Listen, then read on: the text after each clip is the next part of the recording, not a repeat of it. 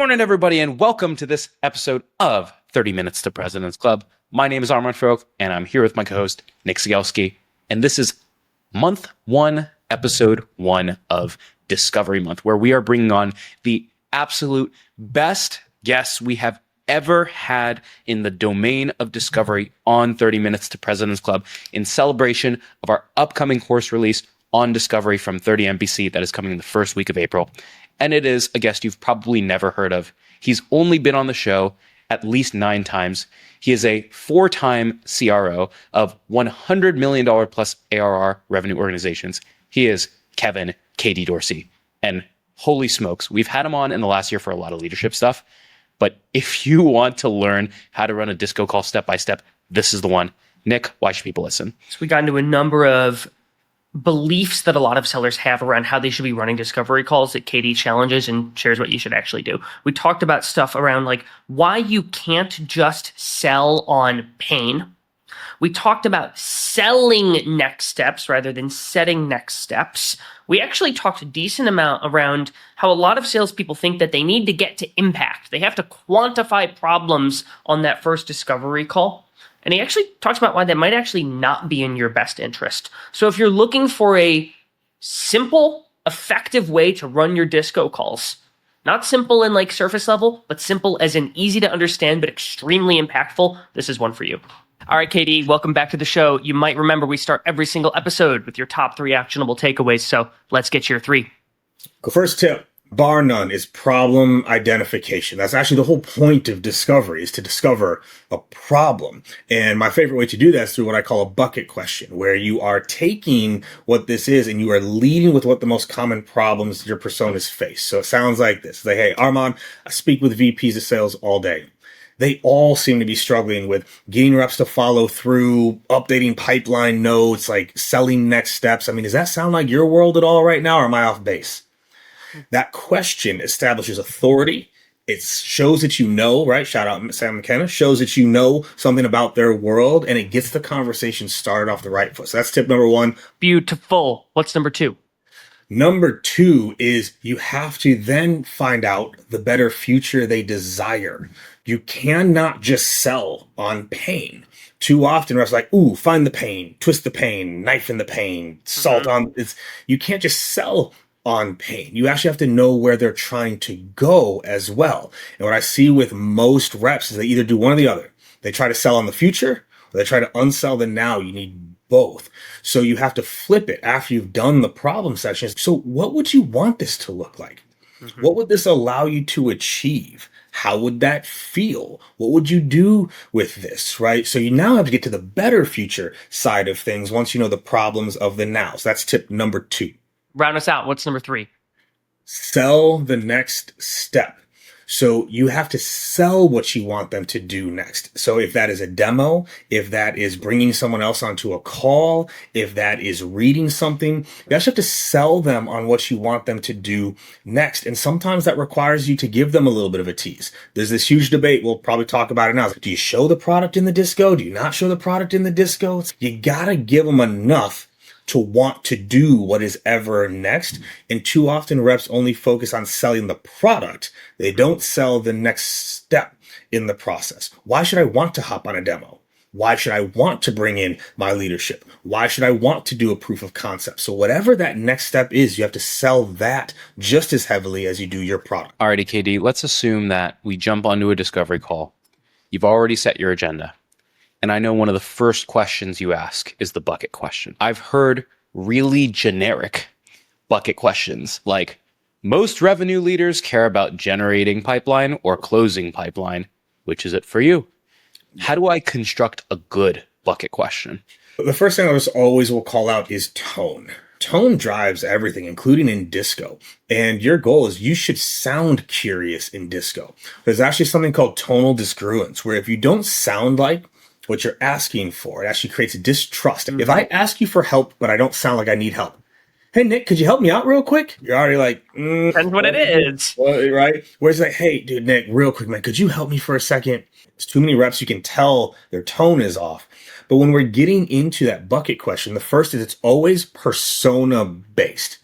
Revenue leader is not a persona. So what's the actual persona? Is it sales manager? Is it VP of sales? Is it CRO? And even that is different by industry, right? The VP of sales at a B2C company has different problems than a VP of sales at an enterprise SaaS company. So the first is the persona has to be specific, right? And then that's what leads to the problems being specific. So the one that like Armand used there, right? They care about revenue growth or pipeline. Those aren't problems. That's not what I'm asking about at all. So the structure here is I speak with persona all day and it's specific. So that one liner setting a social proof line. I speak with people like you all day long. The next line is actually one of the most important parts of the bucket question. They all seem to be struggling with. What this allows for is the safe space to admit you have a problem. We're using social proof the other direction, where even if you don't think you have that problem, when you hear a lot of other VPs do, you almost actually question yourself a little bit. You're like, wait, other VPs, well, maybe this could be a little bit of a problem for me, but it makes it safe to admit. Whereas too often it's, so tell me your biggest challenges right now. Bro, I don't know you. It doesn't work like that. And then we get into the top 3 problems that persona deals with. It has to be very, very specific. Again, that's the key to it. And that's why I do the customer interviews. I do a lot of research to find out what are the top problems for personas. And in that one question, I show them that I know. It removes the BS. You can't lie to me. Dude, I know these are problems. So let's just air it out. And I've made it a safe way to answer it. That's the key to building a great bucket question. Katie, could you give a couple examples of things that you're selling now, things that you've sold in the past, just so folks can hear a couple examples of what good bucket questions sound like? If I'm talking to a controller and I'm saying, hey, look, Nick, I talk with controllers all day when I can get them on the phone, because oftentimes I can't get them on the phone because they're chasing down receipts. They're buried at the end of the month trying to close out the books. The transactions don't match, and it takes them so long to collect all this information. I mean, does that sound like your world too? That's going to speak to a controller. You should be getting an over 70% yes rate to the bucket question. If 70% of the personas aren't saying yes to that, it means your buckets are wrong. You don't understand what the actual problems are. So that would be an example, right? If I'm talking to a VP of sales, let's say I'm selling an email tool. I talk with VPs all day long. They all seem to be struggling with trying to figure out deliverability. Accounts are getting shut down too quick. Do they let their reps write the emails or not write the emails? Response rates are down. I mean, are you seeing that too? So it's very specific. A VP of sales is dealing with those things right now. And the last thing I'll throw in here is also how you sell through questions. Okay. Would I ask about those problems if I couldn't solve them? So I'm building a level of confidence and curiosity. I wouldn't ask you, like struggling with deliverability. And they're like, yeah, it sucks. We can't help you with that. But it's good to know that you're struggling with deliverability. I'm already planting the seed that I can solve these things. When I sold ERP software to law firms, we also sold to controllers. But the bucket questions I would ask them were not the same bucket question that you just suggested for a controller, because we didn't help with the stuff that you just talked about. Right. So my question is, I've got maybe a 2-part question. Question 1 is, what if I sell a very straightforward product that only helps with one thing? How do I figure out what bucket I'm going to ask about if there's really only one problem I solve? And then maybe attached to that is like, how do I even build this in the first place? If I'm a rep listening to this, I don't even know where to start. Yeah. So the beauty is if you solve one main use case, it actually makes the other 2 buckets throwaway buckets. They don't even have to be good. Right. What it does is it makes it easy to answer. So like the science of selling covers this in the book well. It's like the difference between asking a question with leads and asking a leading question. A leading question is like, Nick, you really struggling with pipeline right now? And it's like, it's a leading question, right? We're like, oh, I feel trapped by it. Whereas, hey, so I mean, a lot of people are struggling with pipeline generation, close rates, connect rates. When you kind of throw them out there, it makes it safe. So if I really only solve one thing, there's always 2 other things that personas care about. Always. You just throw them out there. It just makes it feel like you're doing it. We used to call this the pizza dough tone. I call it the pizza dough because you're like kind of like doing this with your hands, like, this, that, or the other. So that's the first part. The second part is if you don't know the problems that you solve for your prospects, like you're in a lot of trouble already. The easiest way to do this, funny enough, for most companies is, and I do this with every company I work with, when I consult, when I train, I'll ask the reps every time, the top 3 problems you solve. We help people make more money. We save them time. We increase data visibility. And I go, those weren't problems, y'all. So the easiest way to do this is, what are the benefits of your product? Flip it. That's the problem that it solves. Oh, we save them time. Benefit. What's the opposite of saving time? Wasting time. What are they wasting time on right now? Manual data entry. First bucket. So that's the other place to start, is take the benefits of your product, flip them. Those are the problems that you solve. And my last is customer interviews. I love customer interviews when I join a company. And there's 6 questions that I ask. And one of those questions is, what problem were you hoping to solve? That's it. I go ask that of 30, 40 people. I will have my buckets. I want to double underline one of the things that you just said, which is one of the easiest ways to figure out what problem you solve is just invert the benefit. If you save time, that means they want to avoid wasting time. But then you did something that I don't know if everyone noticed. You said, what are they wasting time on? Right. That's the problem. Because a lot of people will go generic with the problem. They'll be like, oh, most COOs hate wasting time, and it sounds too generic. So you're bringing it all the way down to the operational problem that they're facing. So my question on that note is, if we use that controller, someone says I'm either chasing down receipts or my transactions don't match. Those are operational problems or champion problems. And you need to turn those operational problems back into those bigger problems of wasting time, losing money. How do you go from that operational problem to a bigger business problem? It's when the person that cares about business problems gets involved. So this is also something to remember. Does the controller care about losing money? There's different problems per persona, which I called out.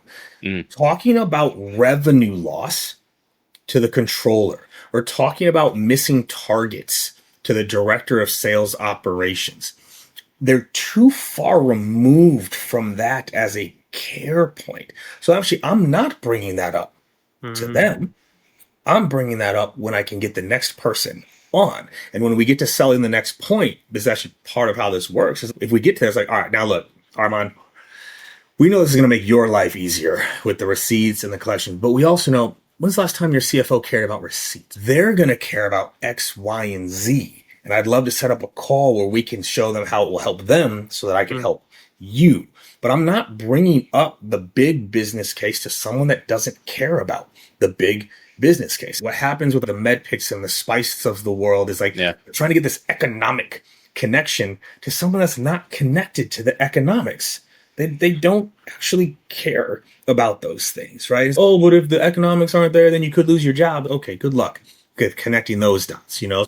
So where do you take the call instead? Because I think your typical salesperson who understands maybe spiced or medpic is, yep, I know I need to get the operational problem, but then I need to spend the rest of my discovery effort quantifying that pain. And they're really trying to get to the impact. And to your point, I'm meeting with someone who doesn't really care about that. So my question is, once you've identified that problem, are you doing deeper exploration of that problem? Are you jumping to, here's how Finally can help solve that problem? Or are you going in a different direction? No. So we got the problem, right? So now remember, this is the beauty. We asked a bucket question. Are you seeing that too? The vast majority of people are going to say yes, but we got to remember, we gave them 3 to 4 options. Yeah. So the next obvious question is, and this, I'll throw this out as a tip. Sellers, too often our filler words are positive. And you have to be very careful here in discovery. What are most reps' filler words? Cool, great, awesome, sweet, nice, perfect. So you just asked a bucket question. Like, a lot of people are dealing with these problems. Are you seeing this too? They're like, oh yeah, we're seeing that. Like, good, great, sweet. No, you're reconfirming that, first of all, that the problem is okay. But 2, they just told you you had a problem. Your response was nice. Stop it. Okay, it should be a down tone, right? Ooh, shoot. You too? I know. The worst, right? My favorite post bucket question phrase is, oh, doesn't that suck? Because if I can get you to say that sucks in the first 45 seconds of a disco call, I've got you. You've literally just told me the status quo sucks. First, we acknowledge there, but now, so which one's most top of mind right now? Which one is most top of mind right now? Which one is bogging you down the most? Which one is really the bane of your existence? You can tell I'm applying negative labels to each one of these things. I'm trying to move them away from the status quo. They say, well, yeah, our deliverability is garbage. Like, nothing seems to be getting through. Okay, now I've got their number 1 problem. From there, impact. And this is, people get really weird with asking impact questions, right? And I don't know why. It's like, people forget like what impact means. Impact means, what is the problem causing? Okay. So how do you find out what the problem causes? Is you ask, right? So let's say it's the deliverability. Yeah, no, deliverability has been really, really tough right now. Okay. Yeah, no, we're seeing that a lot. So what's that causing for you? And this is very important. So it's called a separator tone. When you emphasize the word you, it makes it sound like you care about only them. So this actually applies to selling, networking, meeting new people. If you're networking, conferences, right? Almost always, the first question someone asks you at a conference is almost always what? What do you do? Okay. If you ask it that way, you sound like everybody else. If you use a separator tone, it sounds like this. What do you do? And you emphasize the you, it makes it sound like, I don't care what everybody else does. So what do you do for work? So when you ask the question, so what's that causing for you? Emphasis. But then, we know what we're about to do? We're about to give them 3 more leads. So what's that causing for you? I mean, open rates down, like no one's responding back. Like you're constantly just throwing out these things because 1, it makes it easier to answer. And 2, it continues to establish credibility. And 3, it guides the conversation. This is the beauty. The analogy I always use, and actually I don't even know if y'all are married in relationships, whatever. If I walk out tonight, right? Walk out to wifey, what's up, wifey? And say, hey babe, what do you want to do for dinner tonight? How's that going to go? 33 minutes later, you're going to still have not gone somewhere. You'll have scrolled through Uber Eats. You'll have just said, screw it. You're hungry. You're cranky. You're hangry. It is one of the easiest questions to answer. What do you want to do for dinner? But we get taught to say, ask open-ended questions. And then we wonder why people have a hard time answering it. Versus if I say, hey babe, where do you want to grab dinner tonight? I mean, we could grab sushi. There's that new Italian spot that just opened up. We can actually order salads in. What sounds good? One of those selected because it makes it easier to answer, but it didn't feel trapped. So that's the key with the next question. So what's that causing for you? Is it like a deliverable? No one's opening it. Can you not track it? Your response? Yeah, no, our response rates are down. Ugh. Where are they at right now? Whereas no, I'm chasing down receipts every single week. Ugh. How much time you spending on that right now? If you allow discovery to be a conversation, the question has actually become very obvious that you should be asking. It's when people don't think about it as a conversation. Think about it as a call. And I'm going to check the boxes as I go. So I got the problem. I got the number 1 problem. What is it causing? And then I'm getting into any type of economic or measurable impact, right? What is that? How much time? Where are they at right now? How much has it declined? Okay. Then I'm getting to that point. So that's the flow on the problem side. And then before I move to better future, I was like, and so what else am I missing? What else am I missing? Then they start to give a little bit more throughout all this. Then we can flip to better future. It's, okay, so let's talk about what this would look like if we solved it. What would that let you do? What would change? What would change if you didn't have to chase down receipts anymore? What would change if your deliverability went up? This would change and that would change. Notice who's telling who would change. Whereas a lot of times sellers try to tell them this, oh man, when you do this, it's going to be better. So what would change if you didn't? What would happen if your emails were actually getting through the inbox? Oh, now we're getting into the better future that they desire. So question on this, Katie, where you're going bucket question, identify the problem. What does this problem mean for you? Figuring out how much time, some sort of quantifiable economic impact. What else? Maybe you go through 2 or 3 problems. I can imagine a world where someone's just dumping for 20 minutes straight. And oftentimes sellers can make the mistake of making discovery feel like an interrogation. Mm-hmm. If you get through 2 or 3 problems, are you doing anything to give back a little bit before you just keep asking? How do you make sure that there's some back and forth? The more you can get the other person to talk about themselves, the more they like you. It works in selling too. So the first is like actually listening is a gift, interestingly enough. Sounding like you actually care is a gift, right? But what I'm setting up for is like once I know what they care about, that's what allows me to give a proper give. If that makes sense. It's like, yeah, they've talked about deliverability or they talked about receipt collection. It's like, all right, we're going to schedule another call so I can go into this deeper, but you are going to love this. Okay. Imagine a world where your people could just snap a picture of that receipt and it automatically gets pushed through to the system of that transaction. And if they don't, it locks their card up. I just can't wait to show you that next week when we dive on. Now I'm connecting the give to specifically what they asked for. Whereas too often sellers try to give something that has nothing to do with what the problem they're trying to solve, the better future that they want, or anything like that. I want to go to one thing that you said earlier, which was around, I want to treat this call as a conversation. And when I think about it as a conversation and not a call, it ends up being easier. I would agree with that statement, except I see reps go into conversations, expecting a conversation, and the prospect throws a wrench in the conversation by leading the call with, so show me what you got, or tell me about what you got, or they start to play tug of war where they ask for the pitch, or they start peppering us with a million questions, and it feels like we lose control of the call.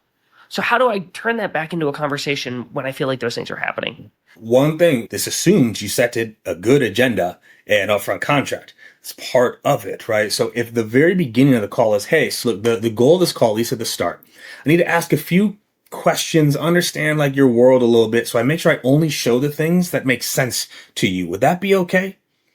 99% of people are going to say yes to that. And then you can lead to the upfront contract, which is cool. And then based off that, if we have time today, show you a little bit of the product. Maybe we could get into pricing if we need to, but we can dive into it. So I'm seeding the idea that you'll get to it, because here's the other reality with, so if you don't do that, we'll keep using relationship examples because people can relate to them. If you're in an argument with your partner, are you really listening to them when they're talking? You're thinking about what you're going to say. So if a prospect really wants to see the product, but you didn't tell them they're going to get to see the product, even when you're all they're thinking about is, when do I get to see it? Whereas if I say, and don't worry, I'm going to show you a little bit of the product today as well. And I'm like, oh, okay. I can shelve that a little bit. That's the first way. The second way, and this is something I'm a huge proponent of, is you don't have to. And in fact, I think most people ask too many questions in discovery. You actually can discover through the product. So if someone says, all right, I love this stuff, y'all. I would love to see the product today. I say, cool. I got a question to ask you so I know where to start. What question am I about to ask y'all? Bucket. The bucket question, right? Okay, cool. We do a lot of things. I got one question to ask before we start. A lot of VPs, they're struggling with X, Y, and Z. Are you seeing that too right now? No, we're seeing that. Okay, which one is the biggest so I know where to start? Deliverability. Cool. Got you. Where is your deliverability right now? You can take the same questions and place them within the product presentation as well. They don't have to be so front loaded. And this is an art that a lot of sellers don't have. The rest of the questions are all going to happen through the presentation. And oftentimes that's actually the best time to ask it. If someone's really steamrolling you, like really, really steamrolling you, that is where as a seller, you actually do have to take the step back and say, hey, Nick, I feel like I'll be doing you a disservice showing you things that I don't know you need to see. And the last thing I want to do is waste your time. There's 3 things that I would love to know so I can show you what you actually need to see here. Would that be okay? Most people say yes to that. Very few people are like, no. And even then, all right, cool. I'm going to dive in, but just be ready. I'm going to ask you questions throughout this. Is that okay? No. Okay, so you would like me to present to you with no questions or back and forth? Yes. Okay. I blow this up to an extreme because I think y'all can tell it's not going to get there. And if it does, that person wasn't going to buy anyway. I don't care. Katie, I think one other thing that makes your questions, as a prospect, I would be okay with you asking those questions, is it's clear that your intention with those questions is to figure out what to show me. Mm-hmm. And a lot of sellers make the mistake of giving people situational question fatigue, where it's like, how many employees do you have? How big is your team? What email software are you using? How many emails do you send a month? Could you give some examples of like questions that you oftentimes see sellers ask that are a waste of time or are the wrong types of questions to ask that will typically piss your prospects off? So anything that's Googleable, nothing Googleable should ever be asked. This is part of the prep work. How long they've been there. What is the company about? Who else is involved? Like the amount of times, like even then, like people ask, okay, who's your VP? You don't even know who my VP is? Situational questions, I actually think are far better suited for the demo itself. When do I want to know what tool they're using for whatever? When I get to that part of the demo. When do I want to find out how many seats they use? That is a perfect place to ask when I'm showing the admin part of the product, right? So this is where you would set up all your users. Now, how many people would you put in here? Quick tip, by the way, that's called a make them hold it question.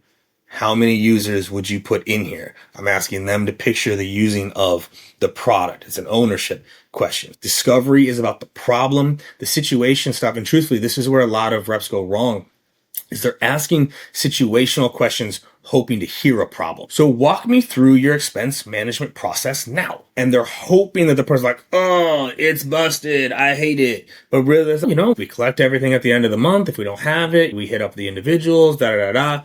And what that turns into is actually a reconfirmation process where they're reconfirming what they're doing is right. Versus that's why I lead with the problem. What problems am I hoping that they have? Let me ask if they have them. Because the other reality here too is, sellers, if they don't have a problem you solve, there's nothing to sell. There's nothing to sell. That's the point of discovery. You got people in pipelines right now that don't even have problems, but they're in the pipeline somehow. If you can limit the number of how do you do this questions to as few as possible during discovery, those are oftentimes the questions that will frustrate your prospects the most. And to your point, a lot of sellers will ask, how do you plan compensation today? And 1 in 3 prospects will say, oh, it's brutal. And so it fools you into thinking that that's a problem question, but it's not a problem question. It's a process question. What's the question behind the question? Just ask that, right? So how quickly are your reps ramping? How many repetitions are they getting? Stop hoping that they're just going to divulge it. Because you got to remember, sellers, but we're not going to be completely transparent with you. I don't know you. So I'm not just going to sit there and be like, oh God, Armand, I've been looking forward to this call all week. Our onboarding is broken. In fact, I'm embarrassed by our onboarding. I don't even know I have a job. It's that bad right now. I'm not going to tell you all that. So sellers, the process questions save for later, or ask the question behind the question when you're going into the process. I'm realizing that we are running out of time and we didn't even get to talking about better future. So we're going to have to record another one with you and we will publish that episode next week. So folks, if you want to hear about getting to that better future, your better future will come next week with next week's episode with Katie. But for the time being, Katie, let's transition to the final question, which is, we've talked about a lot of really great things salespeople should be doing on their discovery calls. Now I want to ask you about a shouldn't. What is one bad habit that you see a lot of salespeople exhibiting on their discovery calls that you think they need to break because it hurts them more than it helps? Not coming from a genuine place of curiosity. They're asking the questions to ask the questions. I genuinely want to know what's going on in this individual's world. And most sellers don't come across that way. I get pitched all the time. I get discovered all the time. And you can tell they're not asking because they're actually curious about it. I was walking across the floor to a board meeting. So I'm focused. I'm going to the board meeting and I'm walking behind one of my reps, Chris. And I hear him say this, where he says, actually, it doesn't sound like you have much of a problem. It doesn't sound like it's stressing you out very much right now. I mean, I guess what caused you to reach out in the first place? It stopped me in my tracks. I was like, that. Where Chris was just legit curious, I guess, why are we talking? And so I stood there. I wanted to hear how the conversation went, and I had to go in because Chris didn't say another word for the next 2 minutes. Prospect was talking. That was just a perfect example of genuinely curious about the prospect. That would be my end tip here. Phenomenal. Katie, thank you as always for joining us. Everybody stick around for a 60-second recap coming up soon. Alrighty, folks, it is time for this 2x2 recap from this episode with Katie. Nick, what do you have for your 2? Number 1 is tonality in your discovery questions is imperative. Katie talked about what he called tone discongruence, which means if you ask a question but the tonality of your question doesn't match what you're asking, it dramatically decreases the trust that your prospect has in you. So if I go to Armand, hey Armand, could you give me some help with something? Armand's like, what the hell is he signing me up for? But if I go to Armand, I'm like, hey Armand, could you help me out with something? Totally different message. Your tone must match your question. Number 2 is when you're talking to somebody who doesn't care about the economic impact of a problem, don't try to take the discovery call to the depths of economic impact. If you are talking to a manager of operations, they're probably not really somebody that cares about how the bottom line is impacted. Yes, if you ask them, do you care? Of course they're going to say yes, but you shouldn't be trying to sell to the depths with them. Save that for when you get to someone who actually cares about the company's balance sheet. Number 3, there are 3 levels of questions Katie is asking to determine problems. The first is, what is the problem? Through a bucket question. Is it deliverability, this or that? Second, what does this problem cause for you? And then third, how can we quantify the impact of that problem? How much time, how much money, etc. And then lastly, number 4, the most common way that Katie asks these questions is not with leading questions, but with questions with leads. So don't just ask, what does this problem cause for you? Ask, so what does this problem cause for you? Is it this? Is it this or that? And give them a couple of options with leads so that they can easily snap onto an answer, and that establishes you as an advisor as well as making it easier for your question to be answered. Alrighty, Nick, how can people help us out here? All right, this is when I have to sell next steps, right? So the next step for you, listener, is we didn't get into this episode on selling the better future, but next week, that is what we're going to be covering with KD. And if you want to make sure that you don't miss that episode, you may want to follow or subscribe to the 30 Minutes to President's Club podcast so you get notified right when that episode comes out and you make sure you are able to learn from KD. So follow or subscribe to 30 Minutes to President's Club, and we will see you next week on the show immediately when it gets released because you have subscribed. Thanks for listening.